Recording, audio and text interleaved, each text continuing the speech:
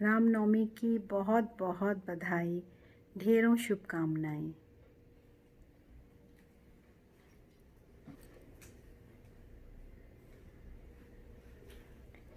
रामनवमी का ये पावन त्योहार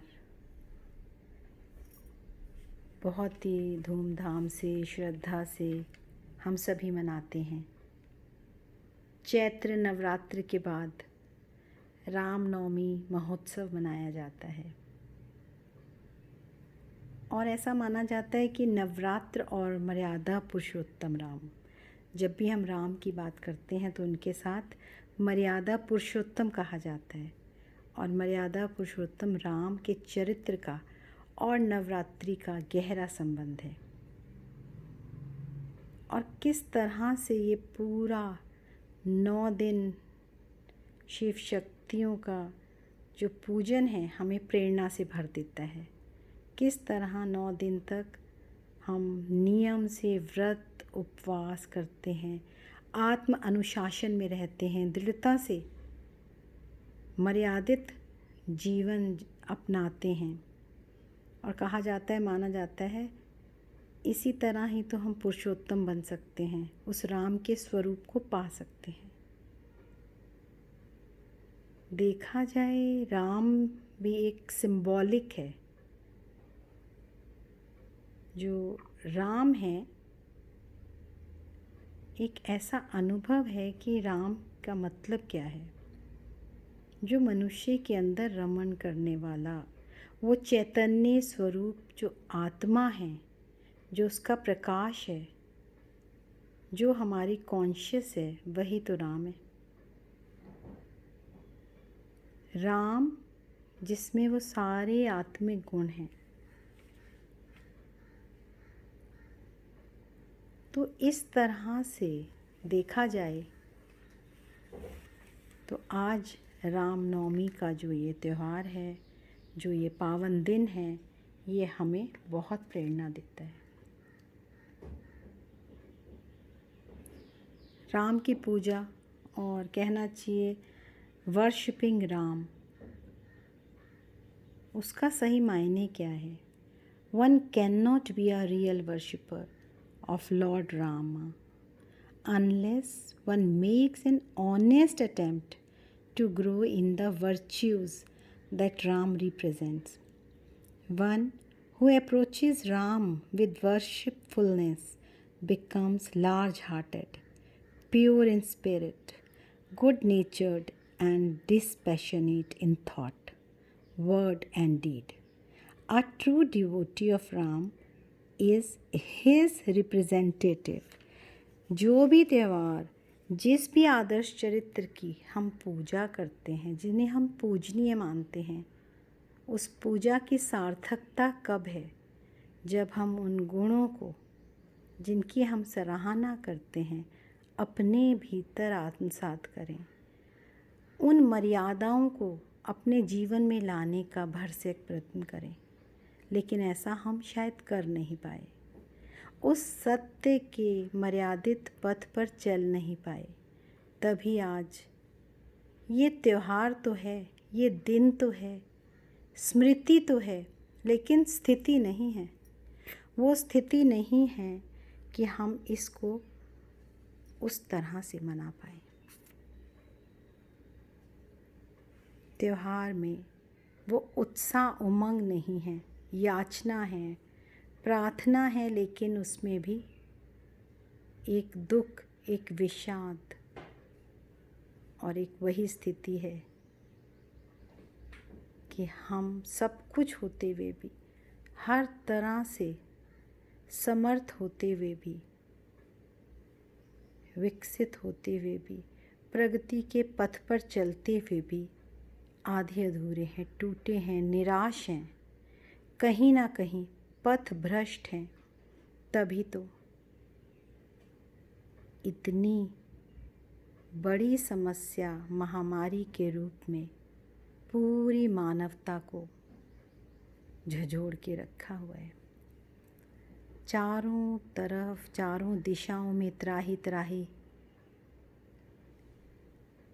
सभी एक डर के माहौल में, संशय के माहौल में जी रहे हैं। समस्या है, समाधान नहीं ढूंढ पा रहे।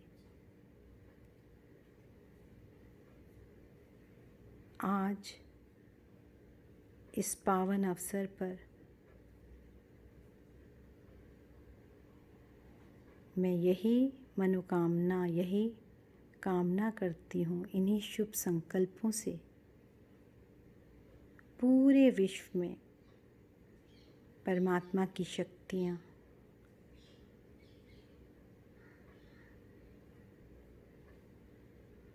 जो मुझे हिम्मत बंधाती हैं, जो मुझे अपने साथ जोड़े रखती हैं, वो जो परमात्मा की समीपता बनाए रखती हैं, उन्हें चारों दिशाओं में, पूरे संसार में प्रवाहित करती हूँ। यही प्रार्थना करती हूँ कि सभी एक बार फिर से हिम्मत से, साहस से, विवेक से उस मर्यादा के पथ पर चलें। हिम्मत से इन परिस्थितियों का सामना करें, सुरक्षित रहें, हद से, किसी भी बंधन से स्वयं को ना बांधें। बेहद में आकर, बंधन मुक्त होकर, संपूर्ण मानवता के उत्थान के लिए, सभी के कल्याण के लिए अपने मन में उदार भावों को रखें। मर्यादा पुरुषोत्तम श्री राम के समान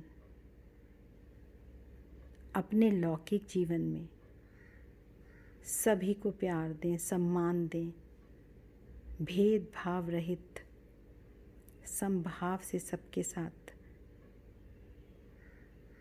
बात करें, जीवन शैली को सरल बनाएं, सत्य से भरें।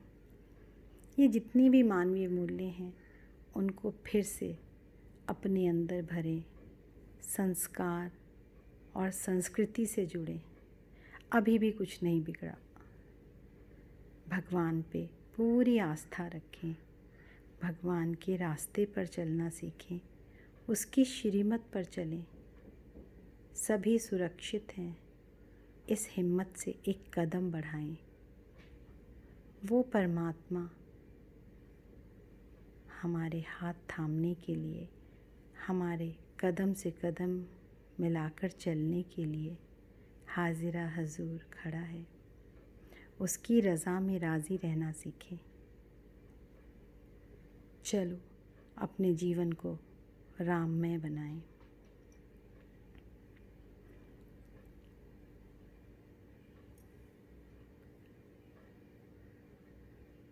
Thank you. God bless you all. Happy Ram Navami once again. जिनके हृदय श्री राम बसे, किसी और का नाम लियो ना लियो। जिनके हृदय श्री राम बसे, किसी और का नाम लियो ना लियो। जिन मात पिता की सेवा की, कोई तीर्थ धाम कियो